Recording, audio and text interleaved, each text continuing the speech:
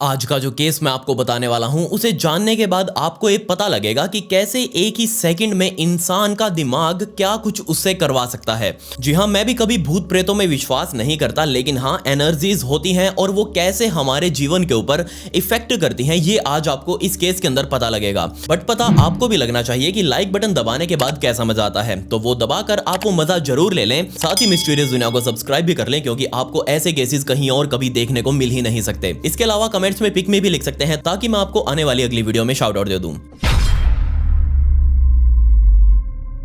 इस केस को समझने के लिए हमें तकरीबन 100-110 साल पहले जाना पड़ेगा और समय आ चुका था सन 1905 के आसपास का, जब पोलैंड से एक पियर्सन परिवार वहां से माइग्रेट होकर अमेरिका के न्यूयॉर्क में शिफ्ट हो चुका था। इसके अंदर माता पिता और इनके 4 बच्चे भी थे। यहाँ सबसे बड़ा लड़का, जिसका नाम हैरोल्ड था, उसे पढ़ने लिखने का काफी शौक था, लेकिन अब क्योंकि यहाँ ये परिवार नया नया अमेरिका के अंदर माइग्रेट हुआ था, तो इनके पास ज्यादा कुछ पैसा था नहीं जिससे वो बच्चों की पढ़ाई को कंटिन्यू कर पाए। लेकिन हैरोल्ड के अंदर बहुत ज्यादा इच्छा शक्ति थी कि वो अपनी पढ़ाई को किसी भी तरीके से पूरा करेगा। उसने जैसे तैसे स्कॉलरशिप ले लेकर अपनी पढ़ाई को जारी रखा और वो एक बहुत ही सक्सेसफुल डॉक्टर भी बन गया। उसकी सारी डिग्रीज पूरी हो चुकी थी। उसने कार्डियोलॉजी के अंदर अपनी महारत हासिल कर ली थी। अमेरिका के बहुत बड़े बड़े हॉस्पिटल्स में रहते हुए उसने वहां नौकरियां भी करी और अपना बहुत तगड़ा नाम कमाया। साथ ही उसने नाम कमाया अपनी अलग अलग इन्वेंशंस करके। आज जो आप सिरिंज देखते हैं, जिसको मारकर हम किसी भी शीशी में से दवाई को सिरिंज में भरते हैं, ये तरीका किसी और का नहीं बल्कि हैरोल्ड पियर्सन का ही था।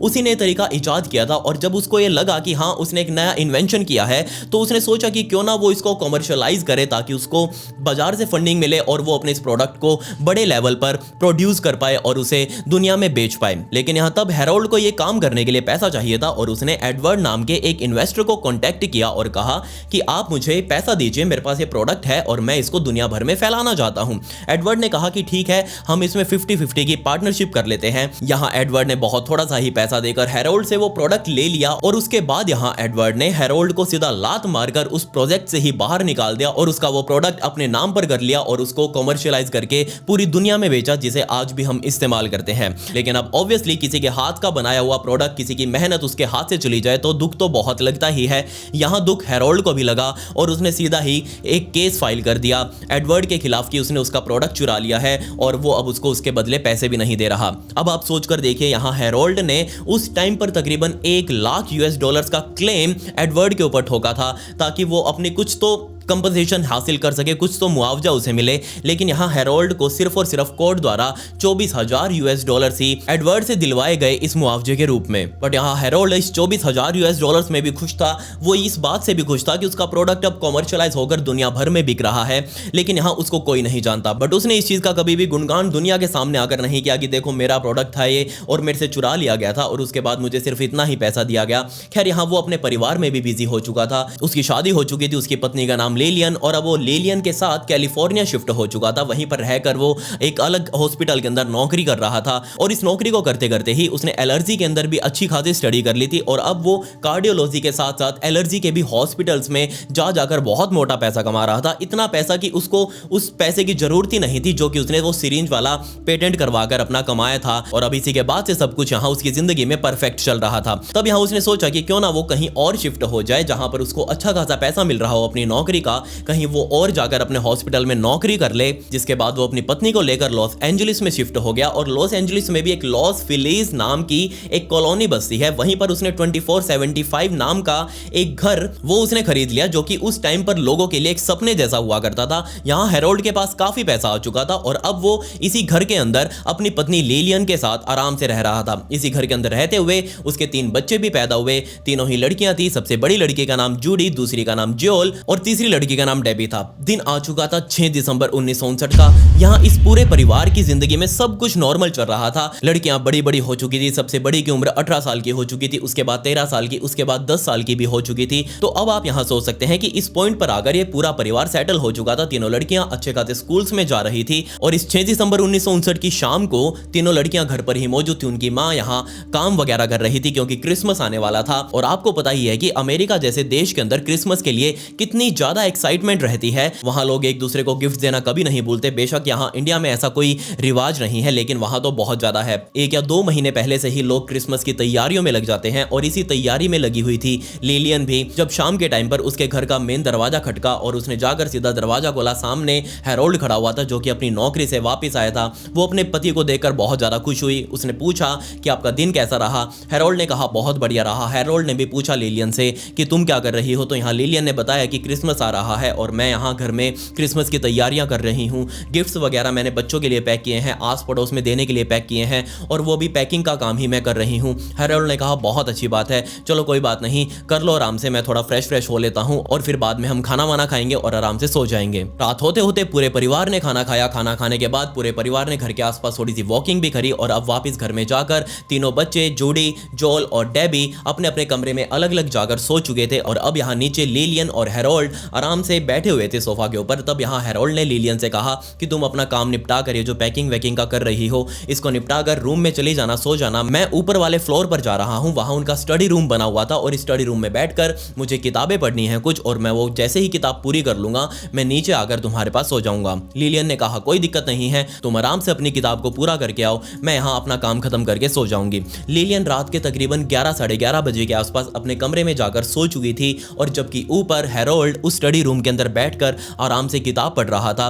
वो जो पर्टिकुलरली किताब पढ़ रहा था उसका नाम था दंते द डिवाइन कॉमेडी। अब आप इस नाम को सुनकर ये सोच सकते हैं कि ये कोई हंसी मजाक वाली किताब होगी, लेकिन नहीं, ये कोई भी हंसी मजाक वाली किताब नहीं थी। ये एक ऐसी किताब है जिसके अंदर सिर्फ एक ही कविता लिखी हुई है और क्या आप इस बात पर विश्वास कर सकते हैं कि ये पूरी की पूरी कविता 14,000 लाइनों की है और इसी कविता को वो पूरा करने वाला था हैरोल्ड पढ़ते पढ़ते। अब ऑब्वियस सी बात है कि कोई भी इस कविता को एक दिन में तो पढ़ नहीं सकता। यहाँ हैरोल्ड पिछले काफी दिनों से इसको पढ़ता हुआ आ रहा था और अब वो एक पर्टिकुलरली पेज के ऊपर पहुंच चुका था।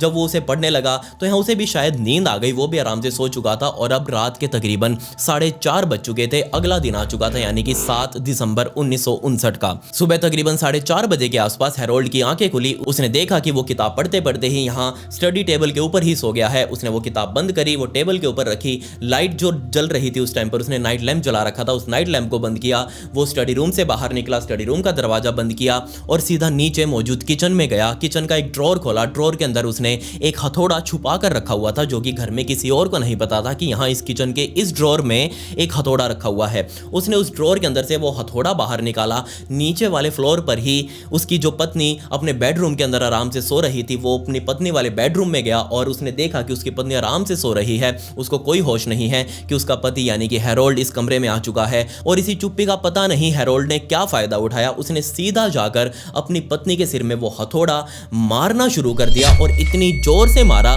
कि उसकी पत्नी लिलियन नींदों में ही चिल्लाने लग गई। उसको समझ नहीं आ रहा था कि आखिर उसके साथ क्या हो रहा है। उसने बहुत जोर जोर से चिल्लाना शुरू कर दिया। अब वो बेचारी चिल्लाई जा रही थी, ऊपर से हैरोल्ड उसके सिर के ऊपर वो हथौड़ा मारे जा रहा था।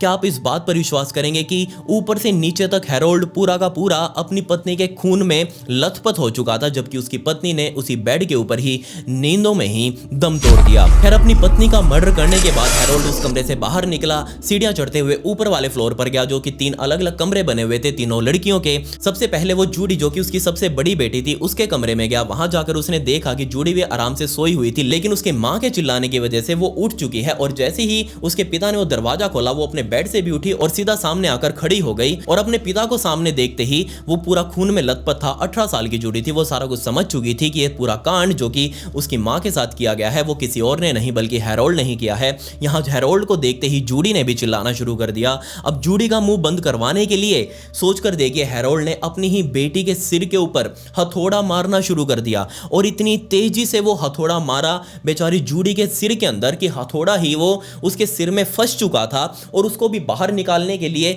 यहाँ हैरोल्ड को जोर लगाना पड़ रहा था। खैर, जोर जबरदस्ती का काम करने के बाद जूडी ने भी बहुत जोर जोर से चिल्लाना शुरू कर दिया और ये चिल्लाहट कुछ ऐसी थी कि ना सिर्फ जूडी के बराबर वाले कमरे में उसकी जो दोनों बहनें सोई हुई थी उन्होंने सुनी, बल्कि आस पड़ोस में जो लोग उस टाइम पर सुबह की गहरी नींद में सोए हुए थे उन्होंने भी सुनी, लेकिन कोई भी अब यहाँ इंटरफेयर करने आने वाला नहीं था। यहाँ हैरोल्ड अपनी सबसे बड़ी बेटी को बार बार हथौड़े मारे ही जा रहा था। जहां उसके शरीर को मौका मिलता वो वहीं पर उसके हथौड़ा चिपका देता था और इसी वजह से बेचारी जूडी जमीन पर गिर चुकी थी। यहाँ वो बदहवास हालातों में नीचे जमीन पर पड़ी हुई थी और ऊपर से वो पिता के नाम पर एक राक्षस बनकर बेचारी जूडी को मारे ही जा रहा था। उसकी चिल्लाहटें सुनकर डेबी, जो कि इस घर की सबसे छोटी बेटी थी, उसकी नींद पहले ही खुल चुकी थी, वो अपने कमरे से बाहर आई और जैसे ही यहाँ हैरोल्ड ने तीसरे कमरे का दरवाजा खुलने की आवाज सुनी तो उसने जूडी को वहीं छोड़ा, क्योंकि उसको लग रहा था कि जूडी अब तक मर चुकी है। वो बाहर की तरफ आया और उसने देखा कि यहाँ डेबी उस बरामदे में बीच में खड़ी हुई है और डेबी ने जैसे ही अपने पिता को देखा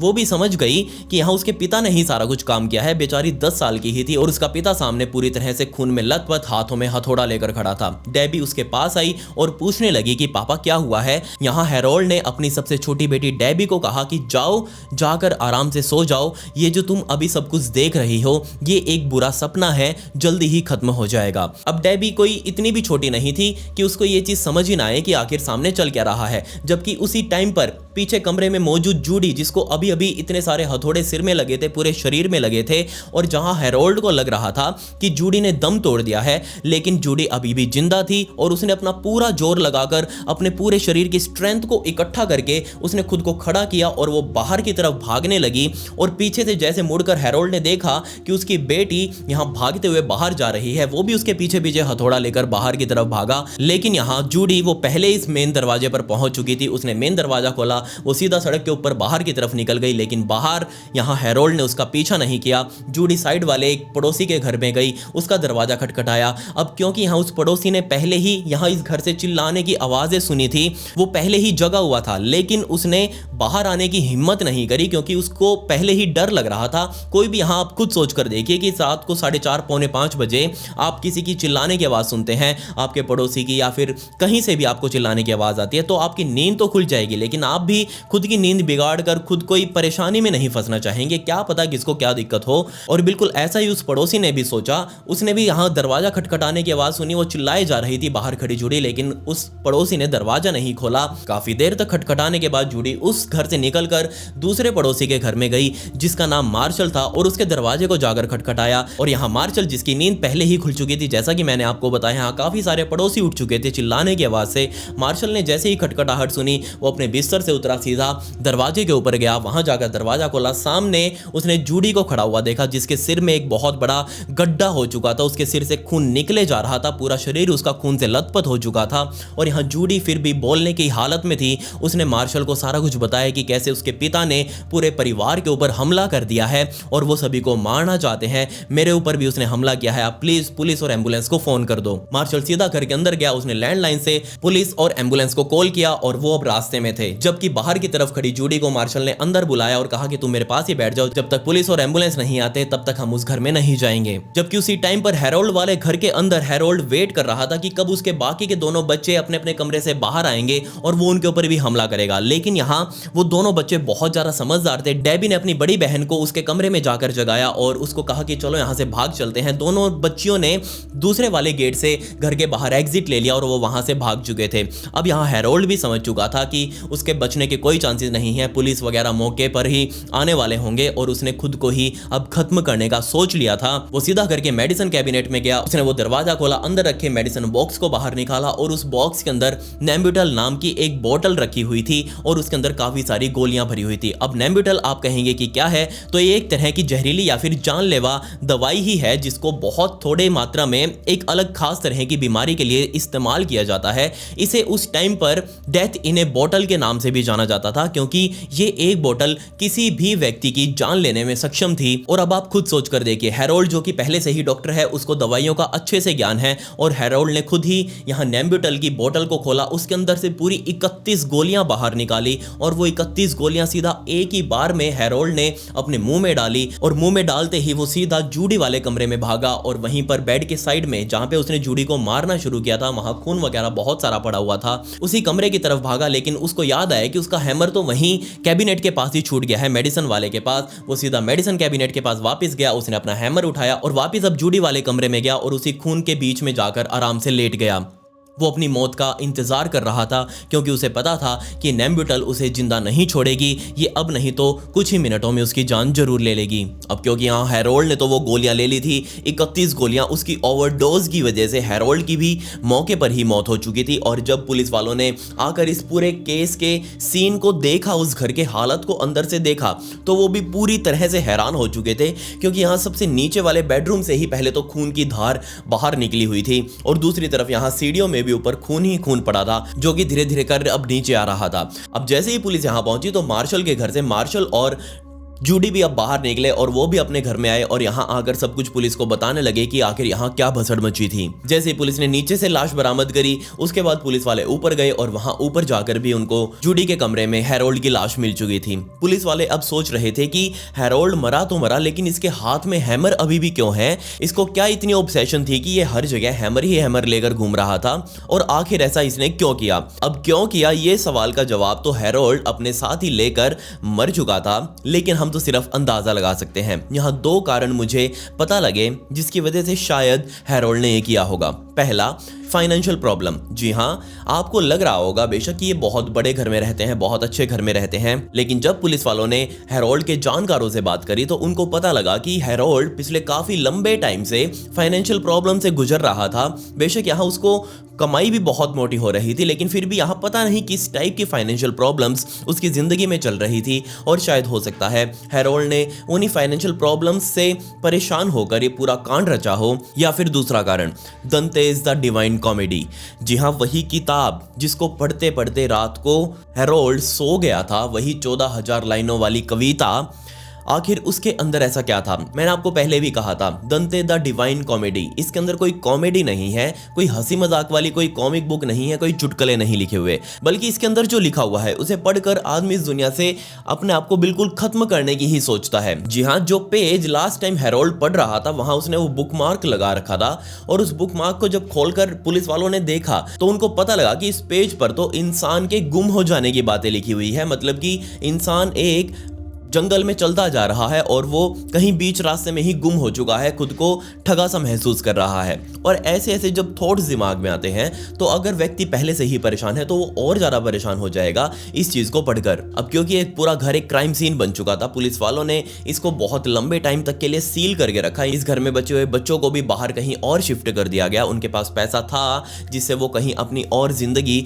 बसा सकते थे। लेकिन अब बात करते हैं सिर्फ इस घर की। क्यों मैंने आपको कहा था कि एनर्जीज होती हैं, और हाँ, ये बात इस घर ने बिल्कुल प्रूव भी कर दी। अब जैसे ये घर क्राइम सीन के बदले सील रहने लगा, पुलिस इसके चारों तरफ अपना पहरा दे रही थी और जब उनकी तहकीकात खत्म हुई उनको पता लग गया कि ये मर्डर और सुसाइड ही है। हैरोल्ड ने मर्डर किया अपनी पत्नी का और उसके बाद खुद भी सुसाइड कर लिया। ये ओपन एंड शट वाला केस है, इसके अंदर हम आगे कुछ नहीं कर सकते। लेकिन जैसे ही पुलिस वालों ने अपना एक क्राइम सीन वाली जो पट्टी थी इस घर से हटाई और उसके बाद जब लोगों ने इस घर को देखना शुरू किया, आस पड़ोसी ने जब इसके अंदर जाना शुरू किया, इसके अंदर झांकना शुरू किया, तो उनका दिल दहल गया क्योंकि अंदर से अभी भी आवाजें आ रही थी। जी हाँ, मैं मजाक नहीं कर रहा, ऐसे बहुत सारी वीडियोस आपको यूट्यूब पर मिल जाएंगी। अगर आप सिर्फ लिखेंगे लॉस विलीज मर्डर मेंशन तो आपको YouTube के ऊपर बहुत सारी वीडियोस मिल जाएंगी जिसके अंदर लोग इसके घर के अंदर जाते हुए दिखाई देंगे आपको, और बाद में कैसे वो डर डर कर वापस बाहर आते हैं और आकर वीडियो पर अपना खुद का इंटरव्यू देते हैं कि आखिर उन्हें अंदर क्या दिखाई दिया। आपने बिल्कुल सही सुना, ना सिर्फ उन लोगों ने बल्कि आस पड़ोस में रहने वाले लोगों ने भी यहाँ बताया कि ना सिर्फ इसके अंदर से आवाजें आती हैं बल्कि उनको एक पर्टिकुलरली एक लड़की, छोटी सी लड़की इस घर के अंदर चलती हुई दिखाई देती है और खास तौर पर जो आवाज आती है उस लड़की के मुंह से वो सिर्फ यही बोलती है, नो।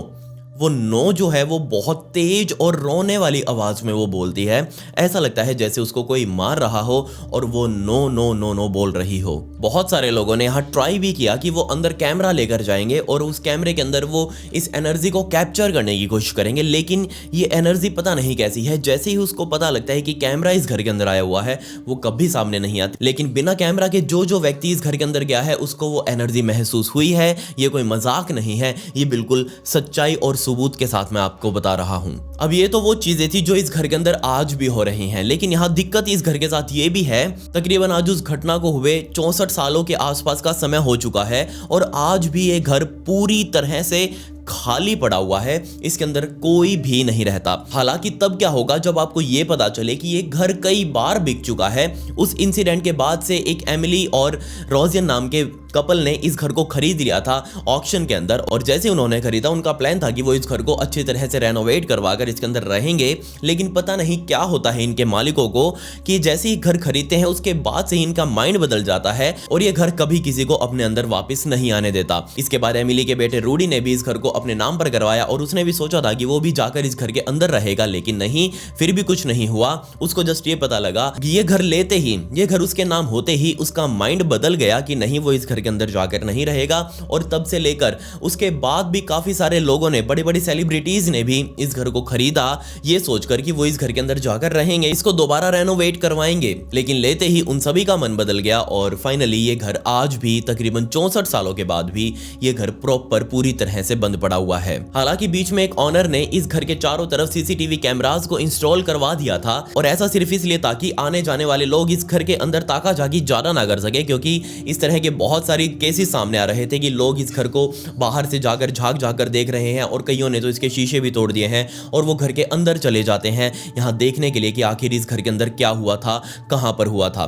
इससे परेशान होकर जब उसने सीसीटीवी कैमरास लगवाए तो यहाँ उसको बहुत सारे लोग मिले जो इस घर के अंदर जाने की कोशिश कर रहे थे। और ऐसा ही एक और व्यक्ति है, यूट्यूबर भी है, आई थिंक उसका नाम जोनाथन है, वो भी इस घर के अंदर गए। उन्होंने जाकर जब अपना कैमरा निकाला इस घर को फिल्माने के लिए तो उनका कैमरा वहां पर चला ही नहीं। उन्होंने अपना मोबाइल निकाला फिल्माने के लिए, लेकिन मोबाइल भी उस टाइम पर चला ही नहीं, वो बार बार हैंग कर रहा था, कैमरा भी हैंग कर रहा था, ऑन ही नहीं हो रहा था। और जैसे ही वो इस घर से बाहर आए, दोनों मोबाइल और कैमरा परफेक्ट चल रहे थे, तो उन्होंने सोचा कि क्यों ना वो पहले इस घर को बाहर से ही शूट कर ले। और जब उन्होंने घर को इस बाहर से शूट किया तब यहाँ उन्होंने देखा कि उनकी वीडियो के अंदर बीच में एक फ्रेम में बहुत कुछ अजीब कैद हो चुका है। जरा आप भी एक बार वो देख लीजिए कि उनके फ्रेम में क्या कैद हुआ था। And I'm looking at it and I was like, there's nobody up in there working or anything like that. You see this barbed wire? But I swear, I'm a skeptic. It's in my mind, but I had to focus in on one of the video because I was like, I swear those look like legs in the doorway, and it's very far away. I had to zoom in with my camera, and I was positive someone was there. ये घर आज भी बिल्कुल वैसा का वैसा ही बंद पड़ा हुआ है। आज भी वो जो गिफ्ट्स हैं जो उस टाइम पर लिलियन पैक कर रही थी, रैप कर रही थी रात को सोने से पहले, वो गिफ्ट्स आज भी उसी क्रिसमस ट्री के नीचे पड़े हुए हैं, ऐसे ही जस्ट वेट कर रहे हैं कि कोई आएगा और इन गिफ्ट्स को उठाकर अपनी ज़िंदगी में एंजॉय करेगा। यहाँ आज भी पुराने टाइम का टीवी बिल्कुल वैसा का वैसा ही पड़ा हुआ है, जस्ट वेट कर रहा है कोई आकर उसे ऑन करे।